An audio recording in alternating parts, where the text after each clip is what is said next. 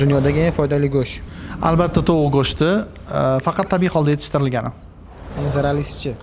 Ayiq go'shti, go'shtning tarkibida xavfli parazitlar juda ko'p, xususan trixinelioz bor. Dunyodagi eng foydali baliq. Eng foydali baliq bu lassos, tarkibida omega 3 ko'pligi uchun. Eng zararlisichi? Fugu balig'i, jigarida o'ta zararli moddalar juda ko'p. Dunyodagi eng foydali meva. Eng foydali meva chernika, qarshi sekinlashtiradigan super vitamin. Eng zararlisichi? Eng zararlisi durian, qon bosimini pasaytiradi. Dunyodagi eng foydali sabzavot.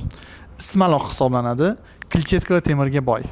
Dunyodagi eng zararli desert. O'sha hammaga mashhur bo'lgan cheesecake. Qondagi qand miqdorini oshiradi. Eng foydali yorma kurpa. Kinoa hisoblanadi, tarkibi foydali aminokislotalarga juda boy. Zararlisichi? Oq guruch qayta ishlanganda foydalilik xususiyatlarini yo'qotadi. Dunyodagi eng foydali yog'. Zaytun yog'i qon tomirlarini elastik qilib yoshartiradi. Eng zararlisichi? Palma yog'i qondagi xolesterinning asosiy sababchisi. Dunyodagi eng foydali ichimlik. Albatta suv, zararlisi yo'q. Ovqatlar haqidagi ko'proq ma'lumotlar albatta meni profilimda. Obuna bo'ling.